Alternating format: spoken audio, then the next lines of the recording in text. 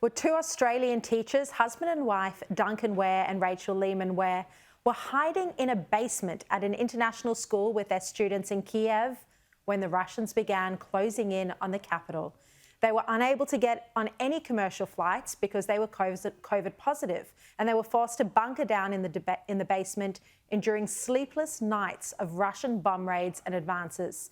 They could only take a very few items with them. They were surrounded by thousands of Ukrainians unsure of what lay ahead, and the pair miraculously made it out, and they headed for the Romanian border on foot, walking. They were then met by Australian officials. After weeks of desperation and media attention, the Tasmanian government finally were able to help get the couple home. It was an incredible reunion. Now, some would think that they're crazy to ever go back to Ukraine.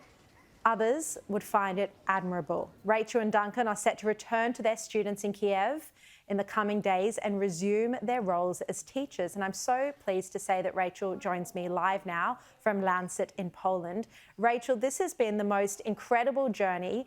Do you feel like you've been able to completely process it all? And what has made you want to return after the difficulty in getting out? Very good question. My mother in particular wasn't terribly impressed when I told her of our plans. But when we first got back to Australia, we made a very public statement and a commitment that we would be returning to Ukraine to be a part of the rebuilding process. And that's what we are doing. Things have changed a lot since the invasion first occurred. When we were there, as you said, it was chaos. We had no idea what was happening. There was literally machine gun fighting in the streets between the Russian invaders and the Ukrainian military.